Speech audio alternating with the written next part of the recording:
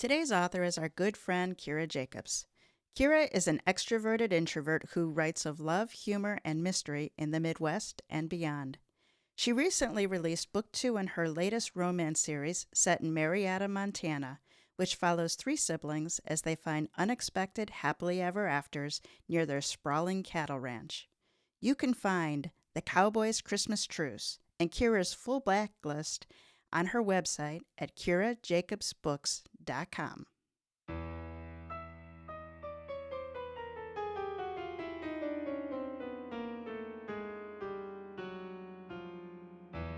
Welcome to Mysteries to Die For.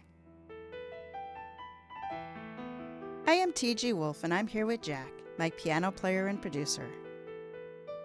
This is a podcast where we combine storytelling with original music to put you at the heart of a mystery. All of our stories are structured to challenge you to beat the detective to the solution. Jack and I perform these live, front to back, no breaks, no fakes, no retakes, no matter how much I beg. Our social media is alive and kicking.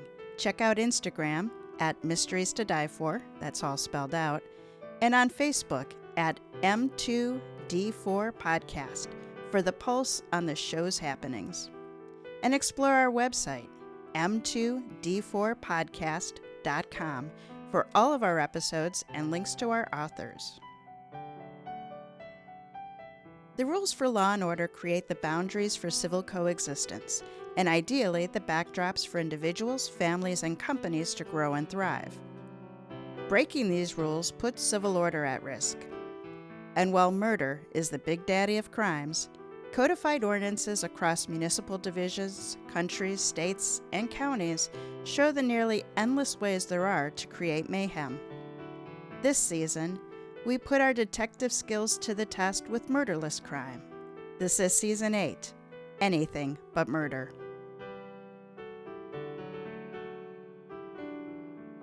And this is Episode 21, where home burglary is the featured crime. This is Karen and the Cul-De-Sac Caper by Kira Jacobs. Hold on. You don't get to get away with this. I want to to. hear about Kira Jacobs' blacklist. I know as soon as I said that you were going to call me at it. And yeah, I don't know why my tongue just didn't. Who is she banning? She's not banning anybody. Well, it's her own book is on it. Her If you're backlist. interested, Her if backlist. no. This is what you said. If you're interested in Kira Jacobs, come look at the book she hates. If you support banned books, Exactly. Come go to look at Kira's website. not banned books, her banned books. She's got some opinions, and you better listen. I love that.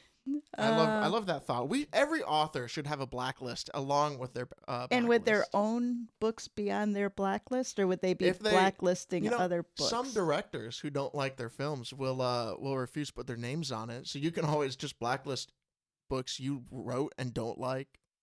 I don't know. If somebody blacklists a book, it makes me want to read it more. Exactly. That's why it's great to have one. So authors out there, let's start a new trend, an author blacklist. I, of course, being a middle-aged mom, had never heard of Bad Bunny until all of this hubbub.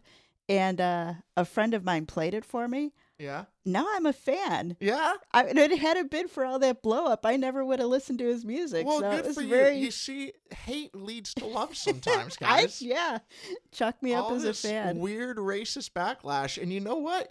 Bad Bunny is all the better for it. He got one more fan. You did get one more fan. You probably got a lot And more just than one. just what he was aiming for too. Middle-aged Yes, he was white like, woman. You know what? I bet there's someone in Indiana. I bet there's some because Indiana's his big market, as you can tell from his music. I bet there's someone in Indiana who's just a listen away. It's from being a got an fan. awesome rhythm to it. Yeah, well, honestly, like that's not unsurprising from a lot of Latin music. I mean, it just always has such strong and great rhythm. So I'm not surprised by that. That's what you love. Yeah, I mean, I usually if I pick music for my own, I pick something that I really like steel guitar. Mm-hmm. But I was surprised how much. I wasn't surprised in like, oh, I like that because I just had never heard of it. But it's not guitar based; it's much more totally rhythm based. Oh, yeah. And my body was just like moving. I'm like, I like this. Yeah. And he is currently one of like the biggest stars in the world. It's just, I guess, probably people in America don't know quite as much about him as other parts of the world. So maybe that was the surprise some people are having. But I'm happy for the guy. I'm excited to see it. Yeah, it's working for me. I may Yeah. actually watch the Super Bowl show this year. Yeah. I'll be honest. Part of me, and I think this is a lot of people's gripes, is that it's just been hip hop for the last couple of years. Which in hip hop's defense, before that, it was just pop for like 40 years. So we're just switching, you know? I haven't watched a halftime show in a long, long time. No, I mean it was like, I guess I couldn't tell you who exactly it was. You probably had a little bit of rock in there. Like, I'm pretty sure Red Hot Chili Peppers did a halftime show, Okay. right? But like Michael Jackson, he's pop. Oh, yeah. As people, yeah. a lot of people don't like to accept that fact. That he's pop? He was pop. He's a big pop star. He's like Yeah. the king of pop. I think that's his, Yeah. isn't that his thing? So, We are so on a tangent. hey, what's this story about anyway? Home burglary. Home Speaking burglary. of the white man's fear. Sorry. Darn it. I can't cut that. Nope, because it's live. All right. Well, let's get into it. And I'm going to be Today- laughing as we say. Okay, deep breath. Today, we are going to be playing with an instrument. I'll be honest. I don't really know what. So it's BRTY alto sax. What do you think BRTY stands for? Brighty? Britty? Party. Nah. I guess I was thinking, I don't know. Bright here. Take a listen. Pretty bright. That's supposed to be a saxophone? I'm assuming, I mean, it's an alto. So, like, I don't know where, I guess its ideal range for an alto would be like here. Yeah. Because when you first started playing it, I mean, I know a flute is much, much higher, but it had the texture of a flute. Yeah, well, that was my fault. An alto sax. Here's the thing with the keyboard is you can put a setting on it and then play all 88 keys, which is frequencies that instrument won't ever, like, isn't capable of hitting. But through technology, we can just pitch it up. Oh, I see. If we were on an acoustic sax, you couldn't do that. Yeah, you can never hit those notes. Same with Okay. down here. The other thing is that whatever is in this setting, there's like a little bit of breath. Like you can Yes. hear it. Like you can hear the air before the note. Yes. And that's with all low notes. So you don't get that in high notes because the breath is so quick. But like, especially in the alto range, I don't like how long it is. I'm critiquing the sound I chose. I'm going to shut up and we're going to start. We're going to start. Yeah, we're doing it live. A thief in our midst. She was just your typical Karen, living a perfectly beige life in her quiet little suburb 40 minutes outside of Indianapolis. But then they moved in across the street. Herb and Tabitha Williamson. Far too technicolor for Karen Nipchikov's preference. In fact, everything they did bordered on outlandish, from driving around in that retro hippie-looking minivan with the obnoxious horn they blew every time they passed, to the ridiculous graveyard Halloween decorations they insisted on leaving out in their front yard. Karen had lived with that view from every front-facing window of her house, 365 days a year for the past 3 years. No doubt her property value had dropped 20% the day they moved in. And as horrible as all of that was, this spring, Tabitha had gone and truly crossed a line. She'd butted her way onto the subdivision security watch group, knowing full well that Karen was already assigned and the long-standing guardian of their Cul-De-Sac. "I'm just here to help infuse the group with younger blood," Tabitha had said, all sheepish smiles above her tie-dye t-shirt. Infuse the group with stupidity was more like it. Karen had yet to hear Tabitha string together a meaningful sentence since the day she moved in, and now the watch group wanted Karen to share her cul-de-sac watch duties with the woman twice a week over her dead body. Oh, Tabitha Williamson could watch over their street whenever she wished, but if the group thought that Karen would stand down during those times, well, they had another think coming.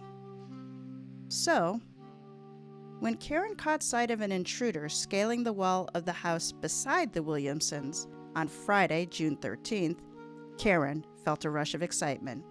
Even better was the fact that Tabitha would never be able to see the event unfurling a mere 30 feet away from her post on the front porch because she was too busy tapping on her cell phone in between hits from her vape device. Triumphant, Karen dialed 911 to relay what she was saying. "We've been over this, Ms. Nipschikoff," responded tonight's dispatcher. "Friday nights are reserved for real emergencies, not just hunches." "Mrs. Nipschikoff," Karen corrected, refusing to surrender her marital status, though Harold had passed 7 years ago last October. 62 had been far too young, and each day without him was a subtle reminder of her own finite mortality.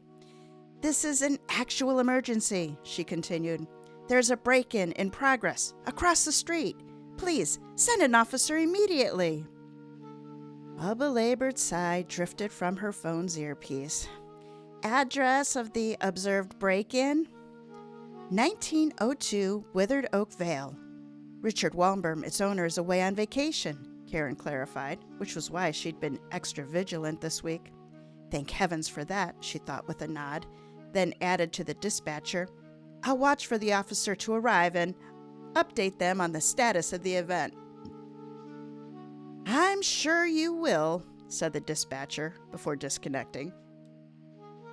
Karen didn't appreciate the woman's tone, but dismissed it as she returned her gaze and her pocket binoculars to Richard's house in time to spy the perpetrator dropping from the second-story window and making a beeline for the back fence row. "Curses! He's getting away!" Karen rose from her seat in the front parlor with a frown. She couldn't possibly catch up with the man or apprehend him if she could. That's what the police were for. So she'd just have to wait. Unfortunately, Officer Palladium, the department's newest recruit, didn't arrive for another 12 minutes. Though the trespasser was assuredly long gone, Karen had made the most of her time waiting by putting the binoculars to good use. She'd given the interior of the house several thorough once-overs. Richard would be grateful for that after what she discovered. She hurried to meet the officer as he exited his vehicle. The perpetrator entered Mr. Walberm's easternmost face window at 8:47 p.m. and exited the dwelling through the same window at 8:59 p.m. From there, he retreated on foot, running toward the rear of the property. In her peripheral vision, Karen saw Tabitha Williamson rise to her feet. "Karen," Tabitha called, worry painted across the otherwise clueless canvas. "Is everything okay?"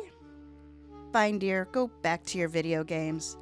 Karen looked at the officer, working to keep her features neutral. Now, where was I? Oh, yes, the thief. While inside, I believe they breached the kitchen wall safe and emptied it of its contents. "Let's stick with the facts for now, ma'am." Officer Palladium shifted his gaze toward the aforementioned window. "You said you observed someone climbing in through a window?" "Yes," Karen answered. "Who climbed?" Tabitha demanded, cutting across her front yard to join them. "What window?" Karen stifled a sigh. This was why people like Tabitha should leave neighborhood watch to the professionals. "Someone broke into Richard's house tonight," she informed her. "Tonight?" Tabitha's shoulders fell. "How is that possible? I've been on the porch most of the evening." "Yes, well, they entered a window you couldn't see from your viewpoint." Karen led them both to the east side of Richard's house and pointed to the nearest second-story window. "They entered through there." Officer Palladium arched a brow. "You're certain it was that window?" Karen wanted to ask what part of "through there" did the man not understand. "Yes, there's a wooden trellis nailed to the house just below, and it's been painted to match the home's exterior coloring. It's not the sturdiest object, but clearly it held well enough for them. I'd walk you closer and show it to you myself, but I know better than to contaminate a crime scene." The officer raised his brow. "And what did this climber look like?" "Tallish," Karen answered. "Ball cap, light-colored t-shirt, light brown cargo shorts, probably khaki." "Well, that could be any one of a dozen teenagers who live in this edition," Tabitha murmured. "Indeed," Officer Palladium said. Karen hated that he agreed with Tabitha. Hated even more that Palladium was nodding but not writing anything down. "And what makes you believe that a safe was breached?" he asked. Karen appreciated neither his tone nor the air quotes he used for breached. She smoothed a hand down the front of her floral polyester blouse and then tipped her head toward the home's nearest front window. "If you must know, I have an unobstructed view of Mr. Walbram's kitchen right through there." The first hint of interest lit Officer Palladium's features. He turned and squinted in the direction she implied, and then frowned. "All I see is a yellow wall." "The microwave door," Karen implored, her patience wearing thin. "Did they teach new recruits nothing these days? Look at the reflection in its glass door. His nightlights provide sufficient lighting." The officer squinted harder. "I don't—" Karen pulled the travel binoculars from her back pocket. "Here, use these." Officer Palladium's brow did that twitchy thing, but he did as she instructed. After a quick glance, he offered the binoculars back to her. Tabitha snatched them and peered through their lenses. Man, these do a nice job. Guess I need to get myself a pair." She lowered them to throw Karen a wary gaze. "Wait, do you look in our windows too?" Shiver rattled Karen at the thought. "Heavens no. These are reserved for bird watching and security detail." Tabitha's brows drew lower. "But I'm on duty tonight." "And yet, here we are," Karen replied. Tabitha's eyes narrowed. Karen's smile widened. Officer Palladium looked between the two women and cleared his throat. And you're sure the safe was closed until tonight?" he asked. "Absolutely," Karen said. "I check it several times a day when Richard goes out of town." "Stalker," Tabitha said under her breath. Karen ignored the comment, too busy silently gloating at her good fortune. "Do you happen to know what, if anything, was stored in Mr. Walbaum's safe?" the officer asked. Karen felt her smile falter. She'd wanted to ask Richard about the safe, but didn't want him to come to the same incorrect conclusion as Tabitha just had. "I do not." On a nod, Officer Palladium made for the side yard to get a better look at the window. "Why didn't you just call me so I could handle all of this?" Tabitha demanded under her breath once the officer was out of earshot. "Do you really expect me to call you instead of the police?" Karen scoffed. The woman was both outlandish and clearly insecure. "What could you have done that they couldn't?" "Well, at least I wouldn't have stood around waiting for the cops to come," Tabitha sneered. "I would have gone to confront the intruder." Karen's jaw dropped. "That's strictly against Neighborhood Watch protocol." "That protocol is a joke." Tabitha started to say something else, but snapped her mouth shut as Officer Palladium rounded the side of the house. "Well, one thing's for sure," he said, sweat from the humid night air now beating at his hairline. "Yes?" Karen couldn't wait to hear his assessment, which she soon would share with the rest of their neighborhood security watch group on Facebook. Between her and Officer Palladium, they would have the perpetrator found and incarcerated in no time, all thanks to her quick thinking. Maybe, if she was extra lucky, they would ask Tabitha to resign from her post for tonight's grievous oversight. "Yep," he continued, "Dispatch was right. You need to find a new hobby." Tabitha burst out laughing. "But—" Officer Palladium raised one hand to silence Karen's protest, and pressed a button on the side of the two-way radio clipped to his protective vest.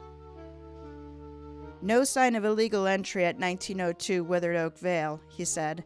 "Disregard. Repeat, disregard." Disregard? Was he serious? Karen shook her head. "With all due respect, officer, I suggest you take a closer look at that reflection. I have no doubt that—" "And I suggest," he cut in, "that you save your binoculars for bird watching and spare all of us from more unnecessary paperwork." Tabitha snickered. She probably made the whole thing up. Stalker. Karen refused to be dismissed. She pointed to the second-story window.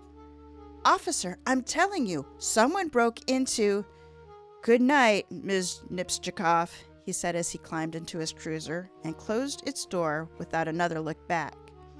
Denied, discredited, defamed, Karen watched the officer drive away, Tabitha's cackle still echoing in the distance. But if either one of them expected her to simply let this go, they both had another thing coming. "That's Mrs. Nipschikoff," Karen muttered under her breath as she made her way home. "And if you won't find our thief, then I will." Two things. One, Kyra, are you okay? Because you went from, let's see if I can remember it. It was too long ago. It was right at the beginning of the chapter, and I just thought it was hilarious.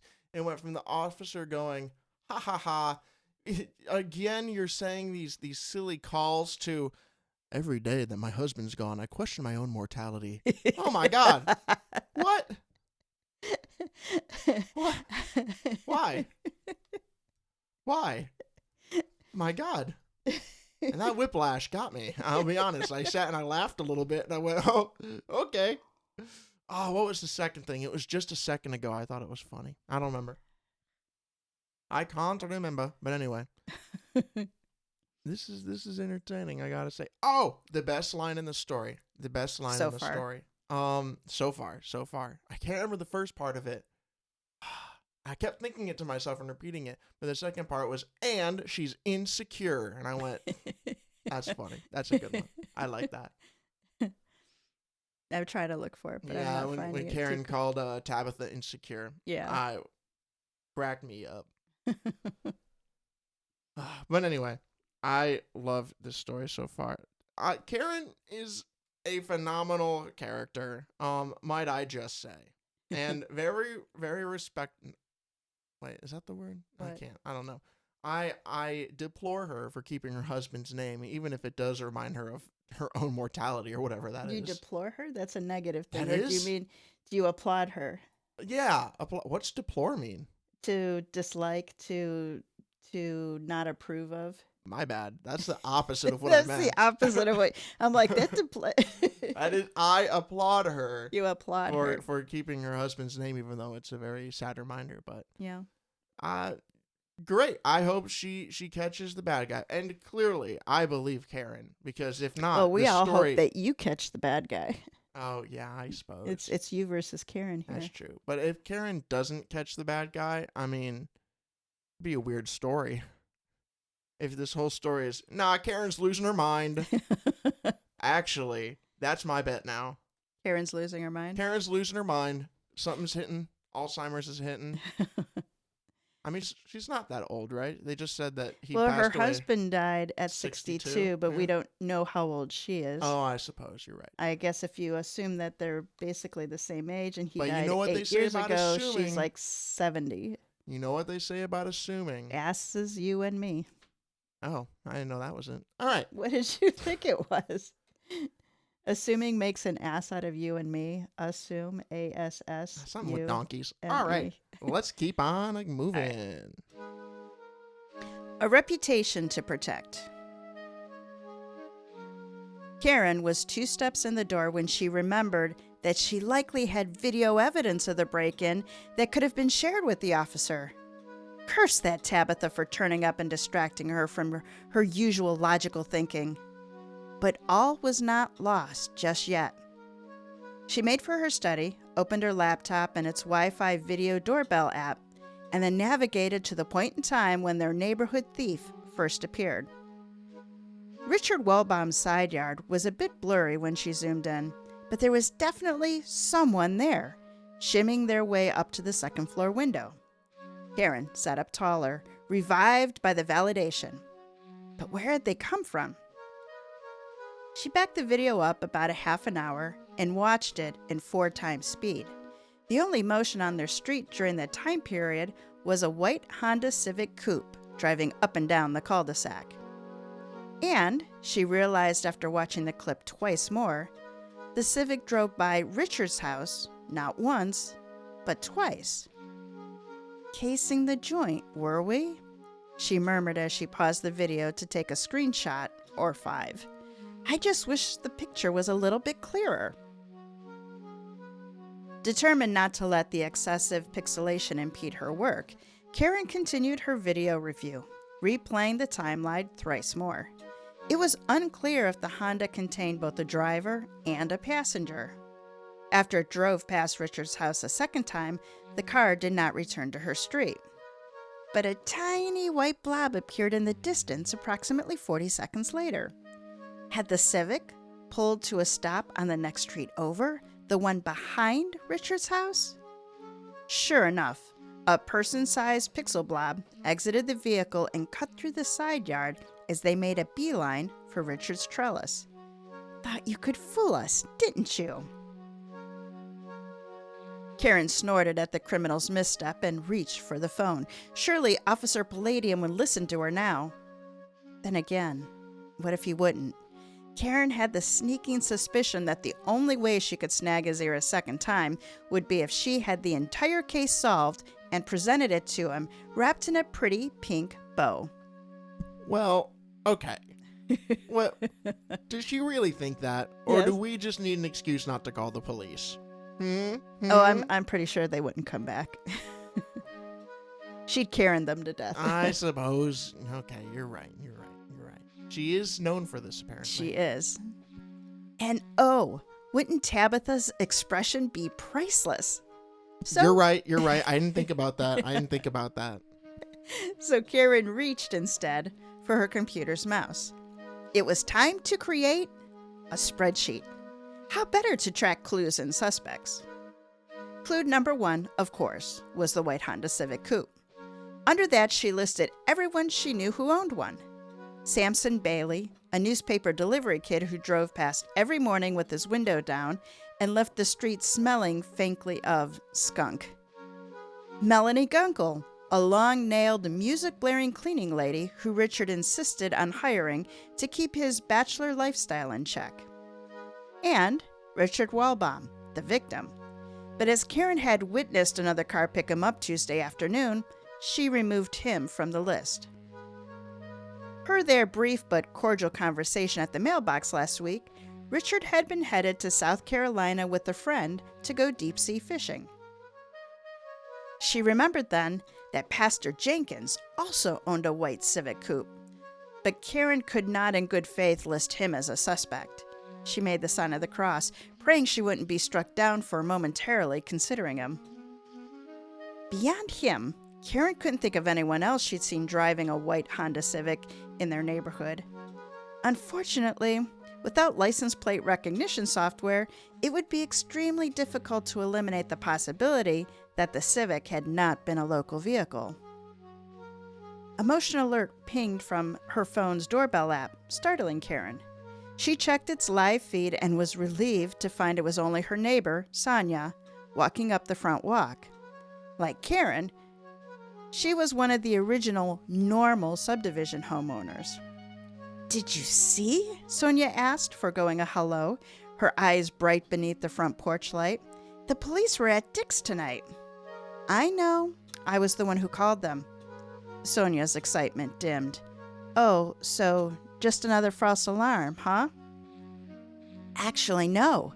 Karen eyed her neighbor. Had Tabitha already begun to discredit Karen to the others on her street? Maybe it wasn't video games the woman played on her phone each night, but some app to sway public opinion away from Karen. Bringing this thief to justice might be the only way for Karen to earn back her neighbor's respect. which of course was completely doable.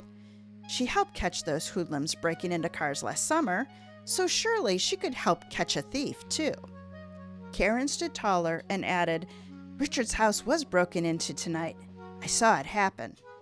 Sonia's eyes widened to the size of jet-puffed marshmallows. "Oh my goodness, really? You saw it happen?" Satisfaction washed over Karen. "Yes, I did, and I shared what I saw with Officer Palladium.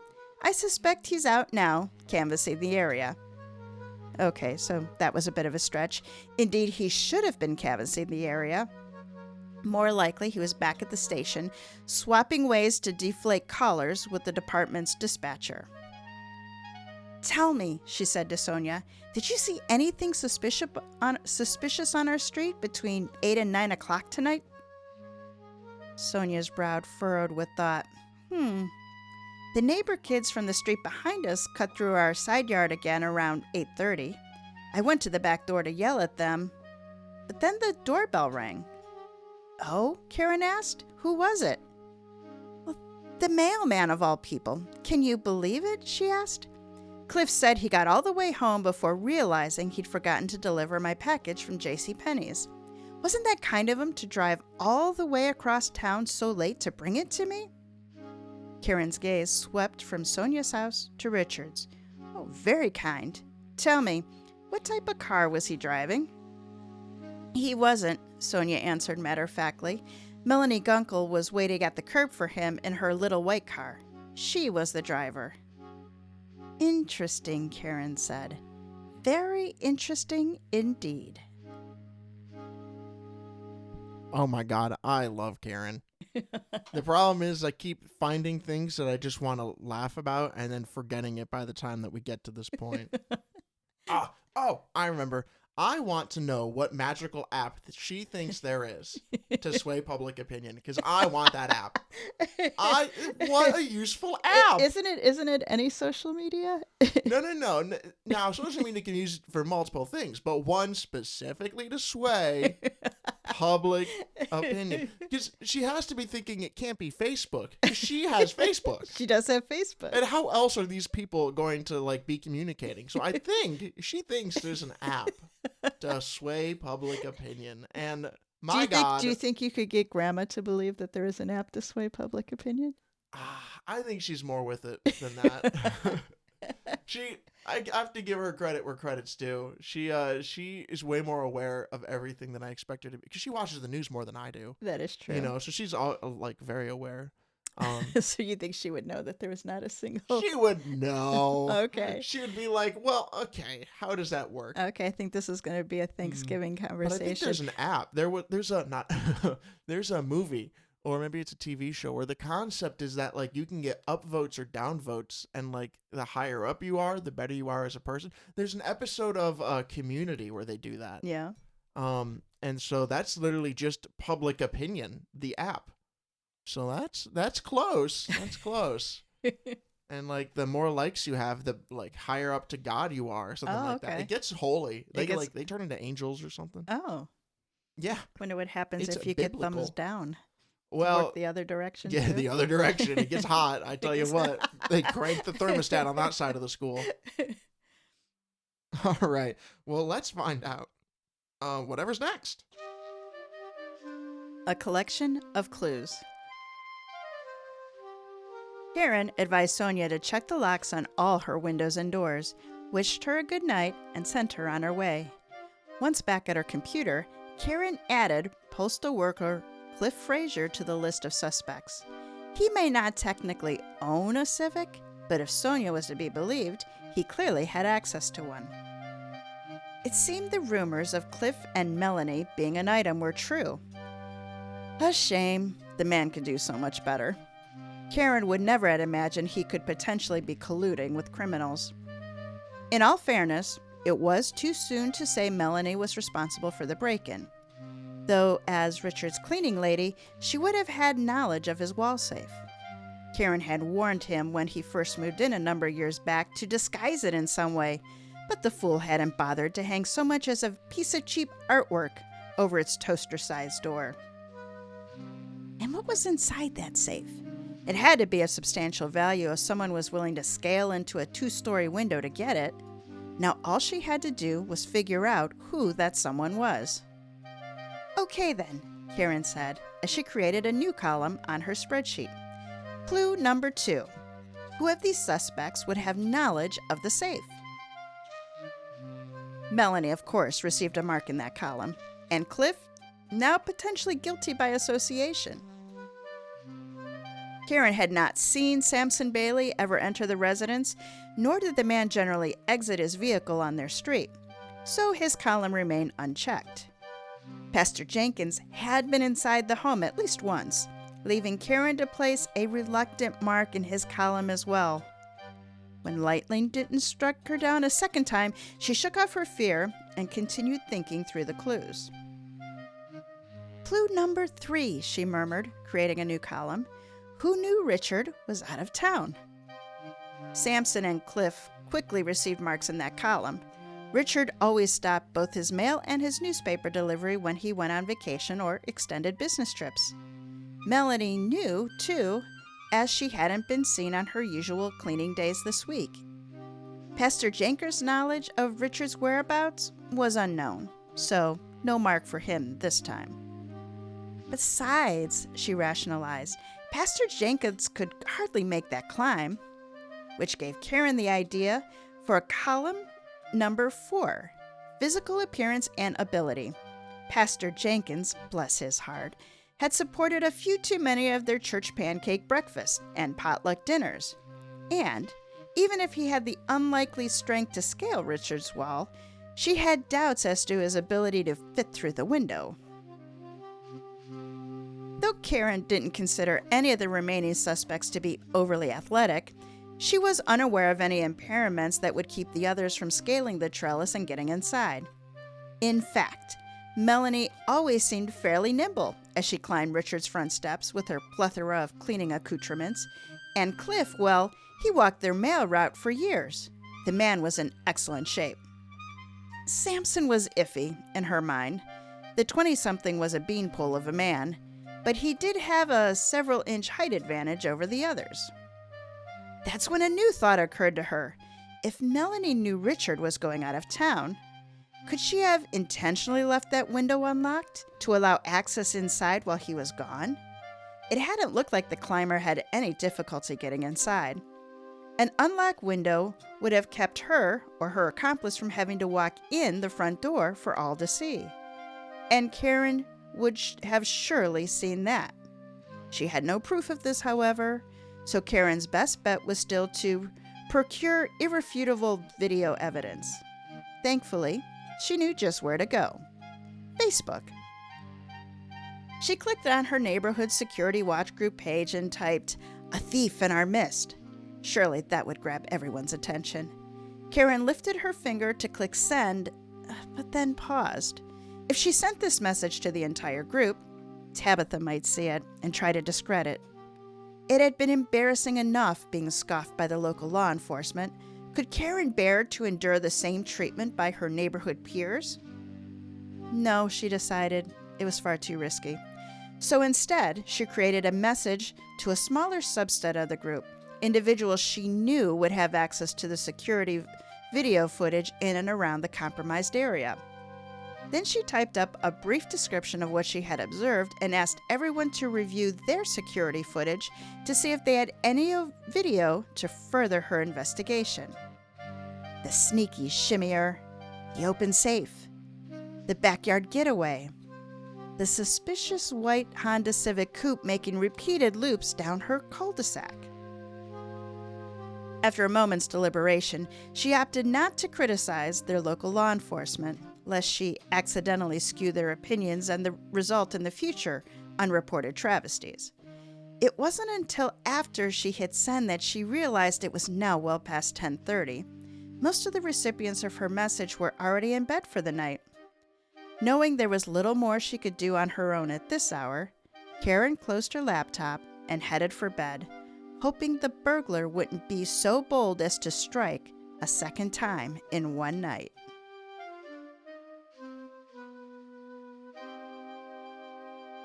Okay, How much money do you have on the burglar striking a second time this night? 10-1 odds. You're giving 10 to 1. Come on.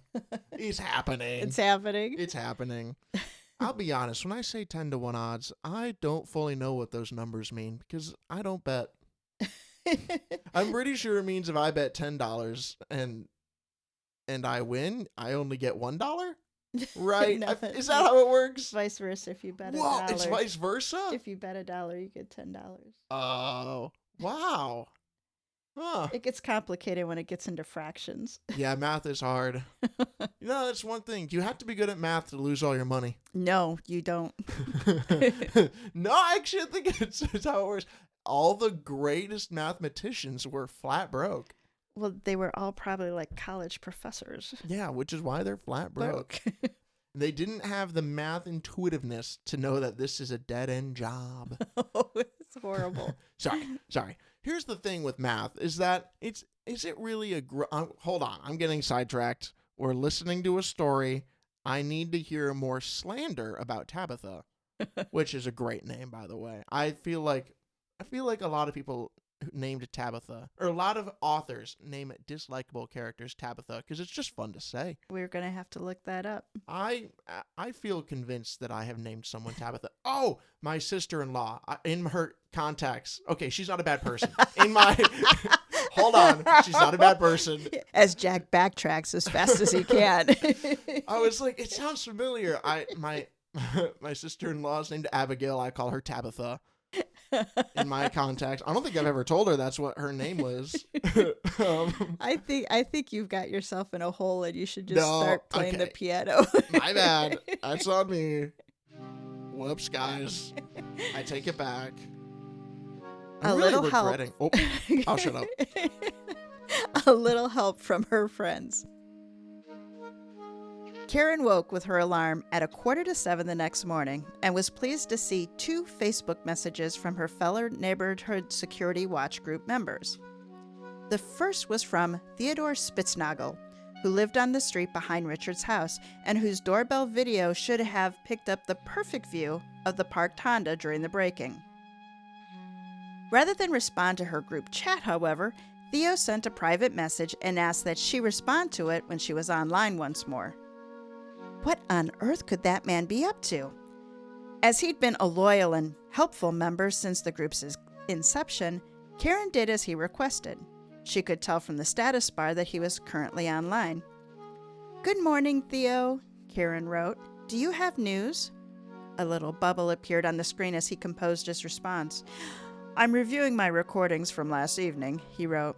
"However, to be fully transparent, I too drive a Honda Civic Coupe, though it's more of a pale silver. Still, I hope to be excluded from the suspect list." Karen smirked.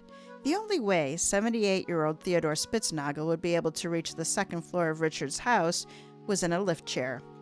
A misfortunate fall last week while out for ice cream had resulted in a badly sprained ankle. "Duly noted," she wrote back. "Though, for the record, where were you at 8:45 p.m. yesterday?" "I was home alone," he responded. "Sally was out with the girls playing bridge until 10. "Interesting," Karen murmured.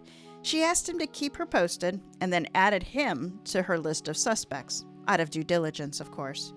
After all, Karen knew firsthand that Theodore had also been inside Richard's house last summer after helping her deliver several casseroles upon hearing the news of Richard's hernia surgery. The middle-aged divorcee had thought himself stronger than he was. The second Facebook message was from Tandy McCaw, a young lady who had recently graduated from their local high school but was a longtime employee of the neighborhood swimming pool, which stood a block east of Theo's home and had a more than adequate recorded security system mounted in the concession stand. Not only did Tandy have access to review the system's recording, but she also had a keen eye for identifying happenstances out of the ordinary. In fact, it was Tandy's talent and scrutiny that helped Karen put the nail in the coffin of the 2 culprits responsible for vehicular break-ins last summer. "I work at 8, Tandy had written at, gasp, 12 o'clock last night. I'll check the video in between customers and let you know if I see anything. Did you check to see if anyone else had reported a break-in last night? Excellent thought, as always, from their young sleuth. Karen checked their neighborhood Facebook page and was relieved to find that no one else had reported a break-in last night. That was excellent news indeed. Next, she checked the feeds for her listed suspects. I thought of that as I was reading. I just lost my $100. I thought I was going to lose $1. You lost $10. I lost $10. Okay. I'm really not getting a hang of this. Samson Bailey's Facebook account was wide open. There were pictures of him highly inebriated at a party last night, the earliest post from 9 o'clock. Though, what was the guarantee that the pictures weren't simply uploaded to stage an alibi? Cliff Frazier's account was locked, but his girlfriend, Melanie Gunkel's account, was not. She posted a picture of the two of them sitting in a nearby movie theater last evening at 8:45. So, Karen reviewed the times and the travel distances between Richard's house and the theater. The couple would have had plenty of time to deliver Sonia's package, an alibi attempt if Karen had ever seen one, then break into Richard's house and still get across town to the movie theater before its movie started. Karen reviewed her analysis and leaned away from the computer with a nod. Her suspicion of the cleaning lady's involvement was growing stronger by the minute. Pastor Jenkins' account, which Karen checked simply for peace of mind, was viewable and included a photo of him posing with his wife and teenage son outside a Cracker Barrel 2 towns over at 8:30 the night before. Judging by the lighting, the time listed was believable, and even driving the speed of light, he would have struggled to make it to Richard's home by 8:47. Relief washed over her anew at not having to consider him a viable suspect. Theodore Spitznagel's Facebook account was also accessible, and he and Karen were already friends on the social media platform. He posted a picture of him and his wife seated side by side on their back porch yesterday afternoon with beverage glasses in their hands and his injured ankle in a bulky medical boot. The accompanying post simply read, "When life gives you lemons, share a lemonade." Not a rock-solid alibi, but Karen was moving Theo off her list nonetheless. She needed him far more as an ally than a potential foe. Karen leaned away from her laptop, removed her reading glasses, and rubbed her eyes. So far, Cliff and Melanie were at the top of her suspect list, but her gut was telling her not to let Samson off the hook just yet.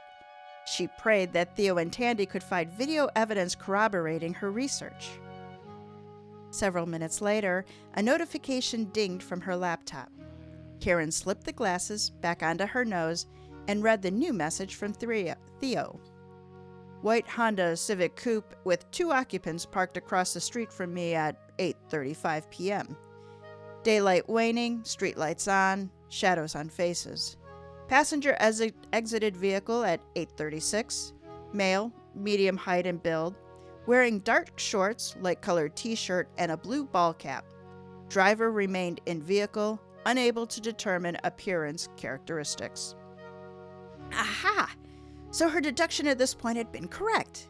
Karen was studying the screenshot he attached to the message with keen interest when a second message from Theo pinged.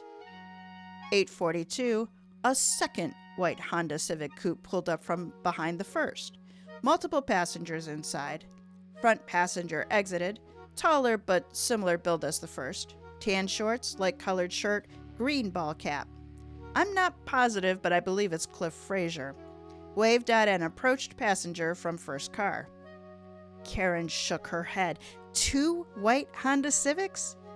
Not ideal, but so long as Theo's camera caught which person headed for the backyard toward Richard's house, the duplicate car would be of little consequence. And who was the other person on the sidewalk Cliff had approached? Theo's bubbles stopped. Why wasn't he sending her the rest of his assessment? "Well," she typed, "what happened next?" The bubble started, stopped, started again. Seconds dragged on, and Karen rose to pace the floor. The man's delayed response was maddening. When her computer finally pinged with a new message, she hurried back to her chair to read it. Well, then a spider crawled across my camera lens. Corn spider is my guest. Black, spindly legs. View obstructed until 9:15. Very unfortunate. Both vehicles were gone by then. Karen pounded her fist on her desk. Curses! A screenshot of the 2 vehicles and 2 exited passengers appeared, followed by a close-up image of the blasted, interfering arachnid. With a scowl, Karen navigated back to Melanie's movie theater post. Cliff was indeed wearing a light-colored shirt, but his shorts were not in the frame, and he wore no hat in the theater. Double curses, she grumbled. Even if Cliff was one of the men on the sidewalk, who could the second man have been? Surely that wasn't Pastor Jenkins. She scrolled back to the photo Pastor Jenkins had posted the night before and cringed at what she saw. His son, Jasper, was in his late teens and of similar build to Cliff. And he was wearing an outfit that matched what Theo had described. But which of the 2 men had ultimately made their way toward Richard's house? Karen reviewed her own doorbell security camera video, but it was quickly apparent that a second car would not be visible from this angle. It seemed her only hope now was clearer video footage from Tandy. At 8:45 that morning, she got her answer. Hi, Karen, Tandy wrote.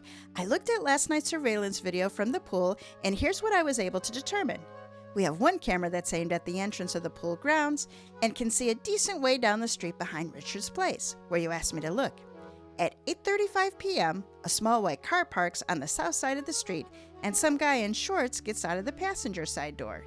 He starts to walk away from the car, but then stops when a second small white car pulls up behind them. Another guy in shorts gets out and waves to the first. They stand there talking for about a minute before a third small white car passes the other 2 and parks a few houses past them both, closer to the pool. The driver gets out, someone taller and thinner than the others, waves to them, and then proceeds to walk into the nearest yard, cuts between 2 houses, and disappears from view. 2 minutes later, an old maroon cargo van comes down the street and parks a few spaces past the last of the white cars, blocking the others from my view. It's actually still there, so I can't see anything past it. Hope this helps. 4 photos followed, their resolution too grainy to make out identities. One of the first white car and its exited passenger, one of the second white car and its exited passenger, one of the third car and its exited driver, who Karen instantly recognized as Samson Bailey, even in the poor lighting. And the last picture of a half-rusted maroon cargo van that indeed blocked the others from view. Karen dropped her head to the desk. 3 small white cars, multiple suspects and possibilities, too many gaps in alibis, and no more doorbell cameras in vicinity she needed. Officer Palladium would never change his opinion without her turning up something more concrete. And soon Tabitha would have the whole neighborhood believing Karen was a washed-up security hack. On a growl, she pushed her way away from the computer desk. There had to be some way to determine who the thief was. But how? She paced the room, wishing she didn't have to wait for Richard to return from his fishing trip to know what had been stolen. Fishing, she murmured. Karen stopped in her tracks as an idea for a perfect trap suddenly came to mind. Yes, she said with a nod. It might just work. Okay. We're at the deliberation. I know, Okay. but we have to address something. Okay. We have to address Spitznazzle, Grunkle, Tandy. What are these names? Easy to remember? Yeah, that's true. You remembered them. Just wow. Just had fun there, didn't you? You just threw some letters on the wall like it was spaghetti trying to ripen. Ripen? Okay. I had practiced Nipschikov several times. Nipschikov. If I don't actually look at the way it's spelled, I can say it fine. Well, I looked over Nipschikov. and I was like, that's not a name. That couldn't have been. And then you I said think it again. is a real person's name. I'm sure it is, but it just looks like letters on Kira. the page. It looks like your cat walked across and then someone was like, oh my gosh, what if it was a Jewish name? You know? Nipschikov? It's Russian, but still. Oh. All right. Anyway, so what happened? So Karen is hot on the trail of a Honda driving thief who has Yes. breached her quiet little burg. This is not a good ad for Honda. Can she and her collective fellow neighborhood watch sleuths determine the culprit's identity before they strike again? I assume so. It Or- sounds like the plot of the story. Before Karen loses the confidence of her neighborhood. Oh. So here are the list of Honda Civic owners that we know of, listed in the order of appearance. Okay. Samson Bailey, the newspaper delivery guy who leaves the street smelling like a skunk. Good for him. Melanie Gunkel, the cleaning lady who doesn't fit the neighborhood decorum. Oh, I thought her last name was Grunkle. Gunkel, no R, Oh. G-U-N. Like Gunkel, no Grunkle. We might have to look back through because I looked over at one point and thought I saw And there was an R. R. Mm. Oh. Well, I will have to look back. I caught it. I only look at the script 3 times in this whole thing, and it's to look at Spitznazzle, Gunkel, and Tandy. Oh, and Nipschtikov. Yeah. Richard Walbaum, the victim who's away on vacation. Wildbaum. Now that's Jewish.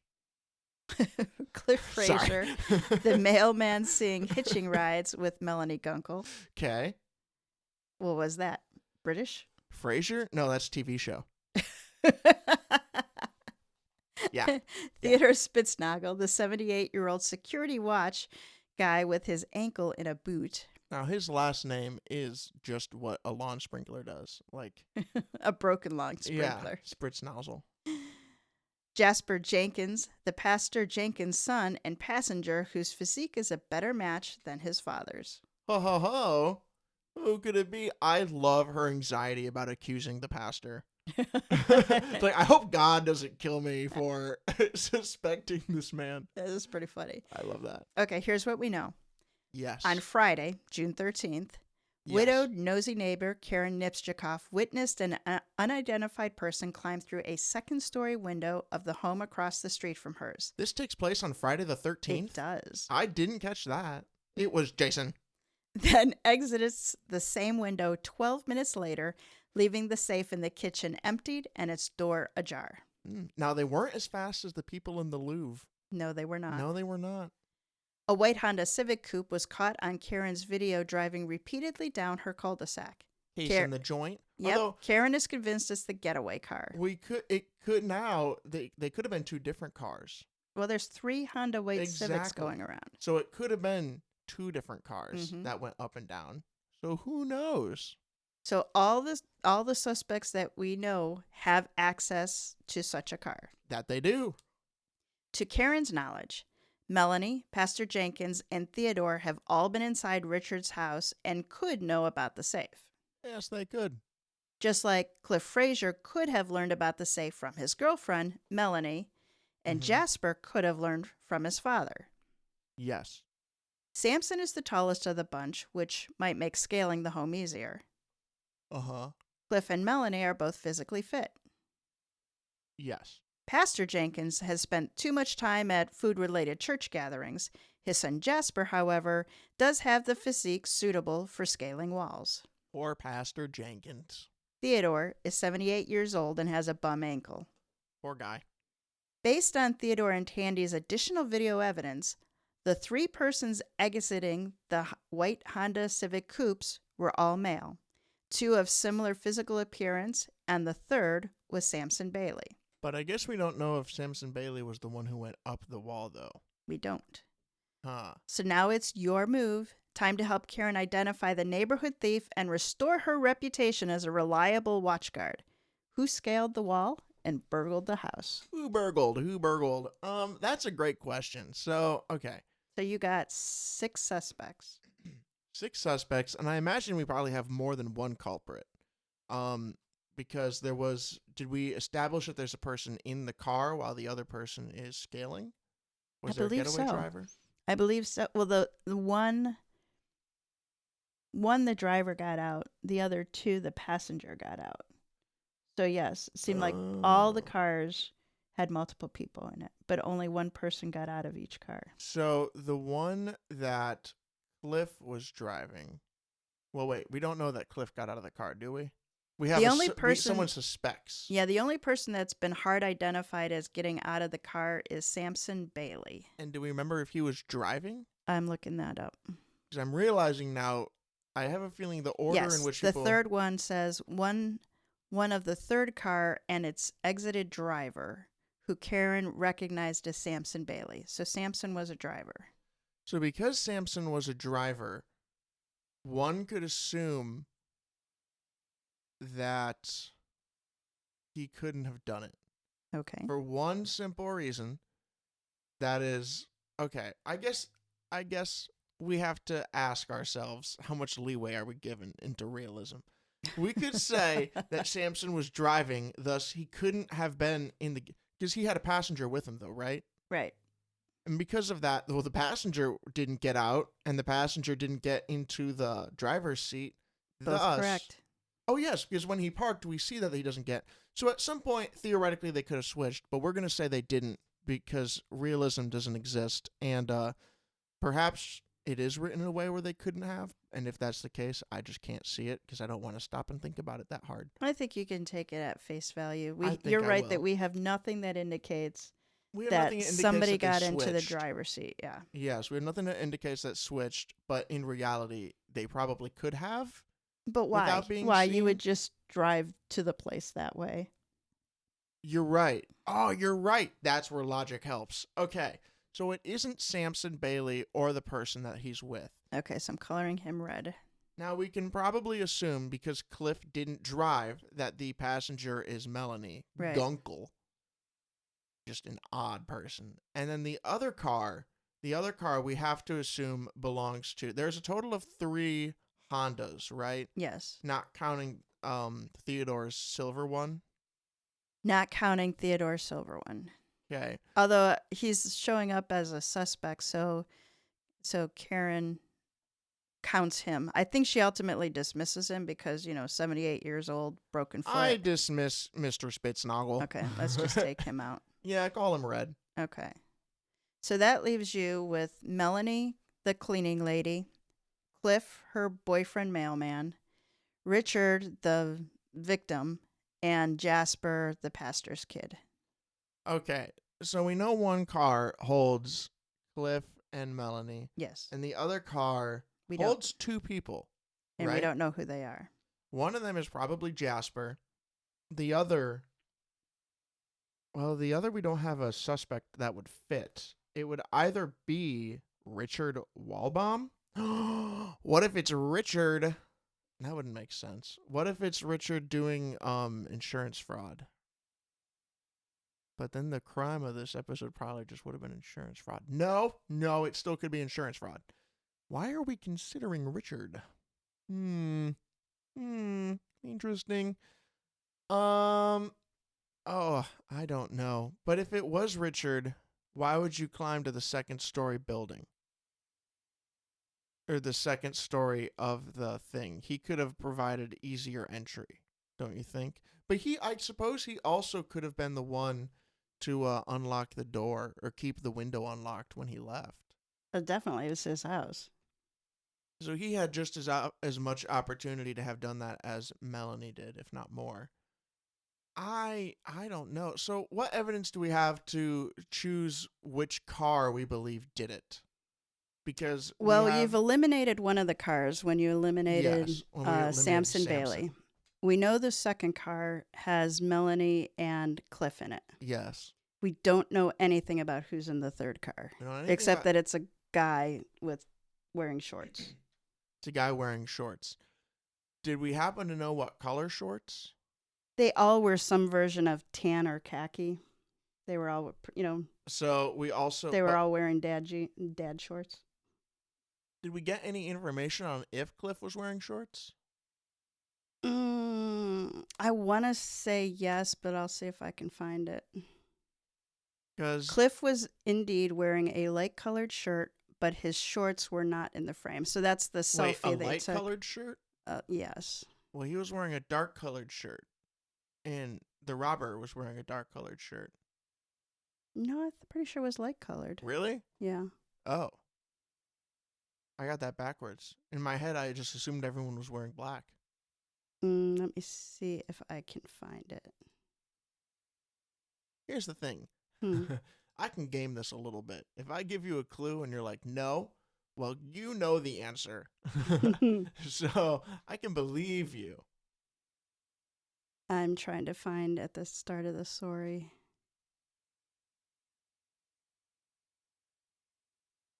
Because I'm trying to think, what evidence do we have to discern whether it was the second or the third car, or is it the first or the second car? What evidence do we have towards which car was the one that remained and which car left? They all met each other. They all got out. They all said hi. And then Mr. Spritznagel went into a weird amount of detail on the spider. Yes, he did. Seems like a Cornwall spider or whatever it was. Black, long, stringy legs. Okay. Okay, so I'm looking at Tandy's testimony. Yes, Tandy. Tandy. So at 8:35, a small white car parks on the south side of the street, and some guy in shorts gets out of the passenger side door. He starts to walk away from the car, but then stops when a second small white car pulls up behind him. Another guy in shorts gets out and waves to the first. So we know that... Oh, you know what I forgot about? What? So they all greet each other. Yes. Cliff goes up to give Tandy, right, the package? Sonia, the package. They all get out. They go to give Sonia the package. But during that time is when the other guy who was seen running goes to the back. The person who cut across the lawn. Yes, so then, let's see, they stand there talking about a minute when a third car pulls up. The driver gets out, someone taller and thinner than the others. He waves to them, so they know each other. Or maybe it's just a friendly hi, dude. I don't know. Then he proceeds to walk into the nearest yard, cuts between the two houses, and disappears from Tandy's view. Okay, so let's think about two things. Who was so taller and thinner than the other guy? The other guy being who, Cliff? Well... Or is the first person to get out Samson? I need a spreadsheet. Yeah. I need a spreadsheet just like I'm scouring. I'm not stalling for answers. I'm scouring the script. I realized. So there was one person who Karen said was taller, thus would have an advantage towards being able to climb up. So the one in the third car, the last car that pulled in. Yes. That is Samson Bailey. Third car is Samson. So we know Samson's in the third car.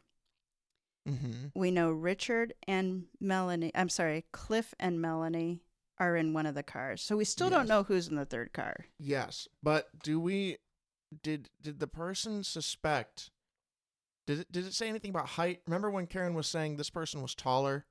Who was she referring to when she said that? Who was Karen? Control F, taller. I bet that would get it to you. I think they said taller, If I do that, the entire script will move, and the chances of me getting back to the deliberation. That's true. It's safer for me to scroll here. But if we have the person who's taller going back, and in theory, when they cut across, I guess this could be one of two things when he goes across. This could be him staking out a place and hiding there until it's time to come out, or it's literally just this person going home. I'm not coming across the passage about. Yeah, I thought two were about the same height. Was it in the deliberation? It was in Tandy's. So they stand there talking. The third white car. So the driver of the third Karen car said it. Karen's character said someone was taller. Like, I don't remember who the person she was talking about, though. Go to the deliberation. Oh, okay. Who was Samson taller? is the tallest of the bunch. Gosh darn it. That doesn't help. All right, I got to just pick people. You do. I'm going to say it's Jenkins' son. Pastor's son? Pastor's son. Okay. I'm coloring him green. I don't feel good about this. whatsoever. So what's your reasoning? My reasoning is that this person cut across, right? Yeah. And so this is probably the opportunity in which... So, do we remember... Oh, wait. Hold on. So when the robbery took place, do we have footage of how the robbers showed up? Did they show up in the car? Yeah, so she saw her camera showed a white pixelated dot on the street behind Richard's house. Uh-huh. And she saw basically a dot that came from that back street through the yards. Then what's the point of that guy going across the lawn? Well, I mean, that could be same thing. Just two ways of saying the same thing. Yeah, I thought those are two different times, though. Oh. Are they not? I think all of the timing is close enough that they're all suspects. The second car parked at 8:42. Yeah. And Karen has said the break-in was at 8:42. 8:47, right? So that guy running across the lawn could be the person. You're right. What we see in that guy is going to Richard's house. Yeah. And then Cliff and Melanie are distracting Tabitha for some reason. Tabitha's not a suspect, but I'm sure Karen wanted to make her one. Distracting Tabitha and Tandy. Sonia? No, whoever Tabitha. it was. Tabitha. It was Tabitha? Mm-hmm. Wait, what? Tabitha's the other neighborhood. No, the person who Cliff was distracting by giving the package back to. That was Sonia, right? That was Sonia, yes. Yeah, so Sonia was going to go out back and, like, catch that guy. Yeah. And then Cliff came up and distracted him. Yes. So Cliff couldn't have been the person So running it's Jenkins. Through. So it is. Oh, my gosh. It's Jenkins. Yes, there we go. Jeez.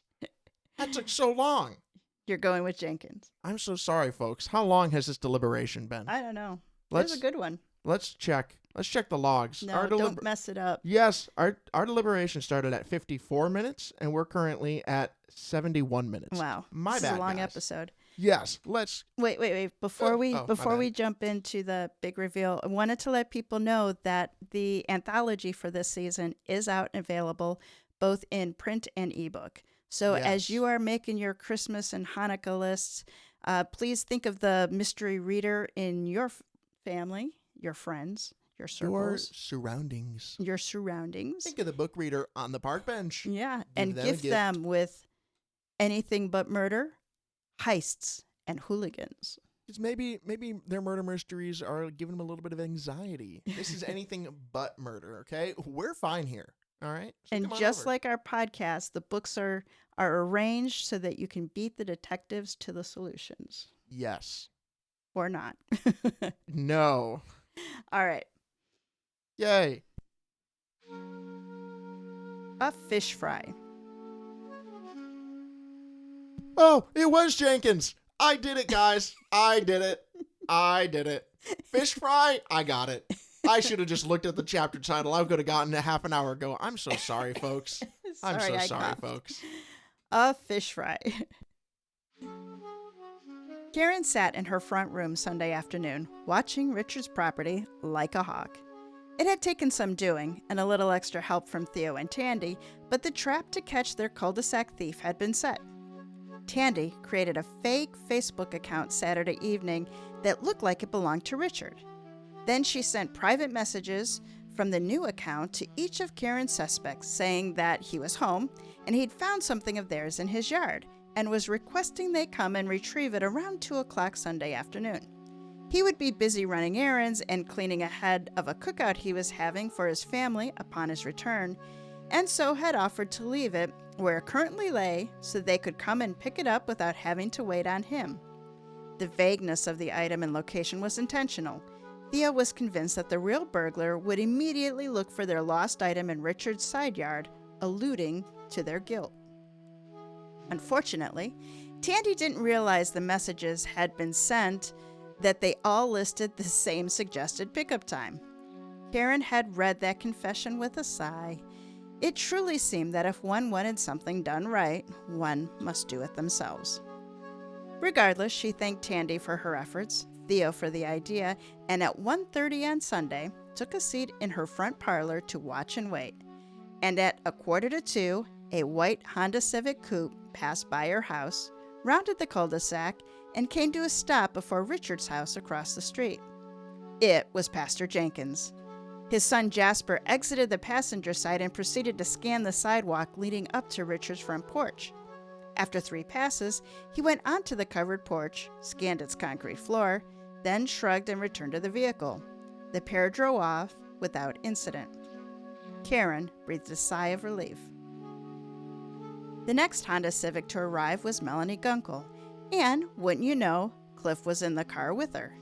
Like Pastor Jenkins, they rounded the cul-de-sac and came to a stop along the curve before Richard's house. Karen watched on pins and needles, her prime suspects. The passenger door opened and Cliff stepped out, and at that very moment, a rusted maroon cargo van pulled to a stop in front of Karen's house, blocking her view. "No!" she cried rising from her seat. This couldn't be happening.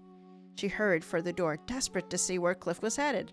By the time she made it outside and down her driveway to see around the cursed van, Samson had appeared and now stood talking to Cliff on the sidewalk before Richard's house. It wasn't until they both turned toward Karen that she realized she needed an excuse as to why she had run outside. "Whose van is this?" she demanded, hoping to cover her tracks. "That?" Samson hitched a thumb in its direction. "It's my buddy's. I had to borrow it while mine's getting fixed. I hit a giant possum on my route this morning. Don't worry, I'll move it in a minute. Just here to pick something up." Cliff's eyebrows rose. "Really? Us too?" The driver's side door to the Honda Civic opened, and a frowning Melanie stepped out. "What's going on?" Samson shrugged. "Heck if I know. Richard sent some weird message last night. Said I left something in his yard and to come get it. I have no idea what it is. I haven't been over here in days." Now it was Cliff's turn to frown. "Well, Mel and I got the same message. Do you think it was a scam?" Melanie looked from him to Richard's empty house. "Is Richard even home from his vacation?" Panic curled around Karen's spine. She couldn't let her perfect plan unravel before she got the evidence she needed. "Richard's been in and out," she lied. "Very busy today. So you should probably go ahead and get whatever you came for so you don't block the parking for his guests." Melanie met her gaze. "Wait, you know about the supposed party? Did you get the message too?" A new voice joined the mix from the porch next door. "Karen, what's going on now?" Curses. It was Tabitha. Karen needed her suspects to move and move now.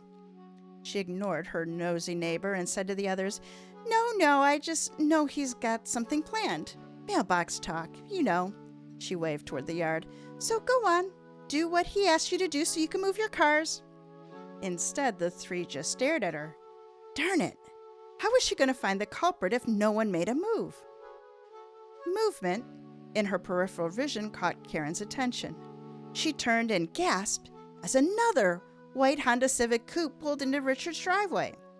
The passenger door opened and a tallish man eased from the vehicle. He straightened, pressed his hands to his lower back with a groan, and then turned to face them. It was Richard Walbaum. "Hey, guys," he said, confusion clouding his features. "What's going on?" "You tell us," Melanie said. "We all got a message saying that we left something here and to come pick it up. Did you send it?" Richard opened his mouth to respond, but Karen interjected. "Richard, a word if you don't mind." He looked between the group gathered on his side of the street, which now included a smirking Tabitha, who had walked over to join the others, and Karen. After a moment's hesitation, Richard nodded and then leaned down to speak to the Honda's driver. "Just give me a second, Tom," he said as he made his way across the street. "Is everything okay, Mrs. Nipschikoff?" And this was why Karen always watched over Richard's house with such care. Mrs. Of all her neighbors, he was always been the kindest to her, especially since Harold had passed. "I'd hoped to have this handled before you returned," she admitted, "but luck has not been on my side. It seems someone broke into your home Friday night and emptied your safe. You've been burgled, Richard. When the police refused to do anything about it, I took it upon myself to try and solve the crime.